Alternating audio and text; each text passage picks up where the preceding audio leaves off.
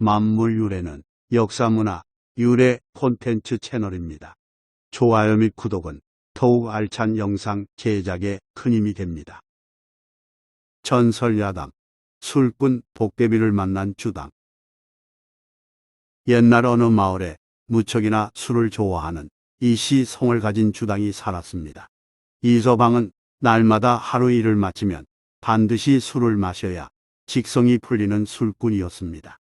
어느 날 이서방은 건넌 마을 오일장에서 일을 본 뒤 어김없이 술집으로 가서 술을 시켰습니다. 술집에서 한 잔, 두 잔 마시다 보니 어느 사이 날이 저물었습니다. 이서방은 밤이 깊어지자 그제서야 주막을 나서 집으로 향했습니다. 별도 달도 없는 밤이라 사방은 캄캄한데 한밤중이라 길에 다니는 사람이 없었습니다. 이서방은 그날따라 술을 너무 많이 먹었어 몹시 취했기에 이리 비틀 저리 비틀하며 어두운 길을 더듬더듬 걸었습니다. 그렇게 산모퉁이를 도는 순간 뭔가가 앞을 가로막았습니다. 이서방이 술에 취해 풀린 눈을 겨우 치켜뜨고 쳐다보니 키는 장승처럼 크고 얼굴은 어디서 본 듯하기도 하고 처음 보는 것 같기도 한 거인이었습니다. 몰대처럼 키 큰 거인이 이서방에게 다가오면서 먼저 반갑게 말을 걸었습니다. 장에 갔다 오는 길이요. 나는 건넌 마을 김서방이라오. 인사말은 들었지만 캄캄한 밤중인데다 술에 취한 눈으로 보니 어떻게 생긴 놈인지 잘 알 수 없습니다. 그렇지만 저쪽에서 너스레 떨며 아는 체를 하니 가만히 있을 수 없는 노릇이라 이서방은 반갑다는 듯이 말했습니다. 아, 그러시오. 밤길에 심심하던 차에 잘 됐소이다. 우리 같이 걸어갑시다. 이서방은 약간 고림칙했지만 워낙 술에 취한 상태라 이내 긴장감이 풀어진 채 김서방과 함께 걸어갔습니다. 마을 어귀에 이르렀을 때 김서방이 이서방에게 말했습니다. 우리 이럴 게 아니라 저기 가서 한 잔 더 합시다. 그 술은 내가 사겠소. 공술이라는 말에 이서방은 앞뒤 가리지 않고 좋다고 대답했습니다. 김서방이 앞장서고 이서방이 뒤를 따라 걸었는데 논둑밭둑을 지나 산속으로 들어가더니 길도 없는 곳을 헤쳐가며 걸었습니다.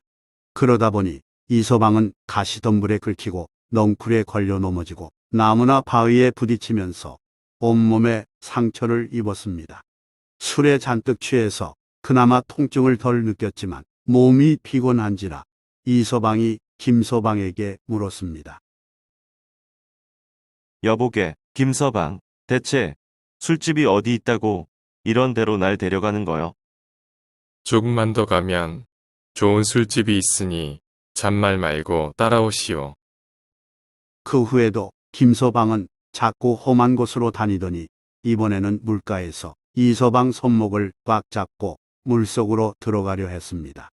깜짝 놀란 이서방이 물에는 왜 들어가냐고 묻자 김서방이 답했습니다. 여기만 건너면 좋은 술집이 있다오. 그러면서 김서방과 이서방이 함께 물로 들어갔는데 점점 물이 깊어지면서 무릎까지 차던 물이 허리까지 차고 이어목까지 차올랐습니다. 곧 물에 빠져 죽을 것 같은 느낌이 들은 이서방은 술이 확 깨면서 정신이 번쩍 들었습니다. 여보소, 나를 죽일 작정이요. 이서방은 김서방의 손목을 뿌리치고 물 밖으로 뛰쳐나왔습니다. 이서방이 되돌아가려 하자 김서방이 어디를 가려 하느냐면서 소리 지르며 쫓아나왔습니다. 이서방은 김서방에게 팔을 붙잡혔을 때 있는 힘을 다해 김서방 다리를 세게 걷어찼습니다. 김서방은 푹 쓰러지더니 다리가 부러졌는지 더는 꼼짝하지 않았습니다. 이서방은 걸음아 날 살려라 하는 마음으로 그곳을 벗어났는데 하늘을 보니 점점 밝아졌습니다. 밤새도록 김서방에게 끌려다니느라 시간이 많이 흘러 아침이 된 것입니다. 녹초가 된 이서방이 집에 들어서자 뜬 눈으로 밤새우며 기다린 아내가 보선 발로 뛰어나오며 물었습니다. 여보, 대체 어떻게 된 일이에요? 어휴, 말도 마오. 하마터면 죽을 뻔했소. 이서방은 아내에게 자신이 겪은 일을 모두 말해 주었습니다. 그러면서 자기 발길질에 쓰러진 김서방이 혹시 죽었을까봐 염려했습니다. 김서방이 꼼짝도 못하고 엎드려 있는 걸 보고 혼자 돌아왔는데 아무래도 죽은 것 같으니 이를 어쩌면 좋겠소. 일단 확인부터 해봐야지요. 아내는 그곳으로 같이 가보자고 말했고 이서방은 아무래도 그게 좋겠다면서 아내와 함께 그곳을 가보았습니다. 그런데 이게 웬일인가요? 틀림없이 김서방이 고무라져 쓰러졌던 자리에 김서방은 없고 방앗공이 하나가 자빠져 있었습니다. 방앗공이는 곡식을 내리찢는 데 쓰는 몽둥이를 가리키는 말입니다.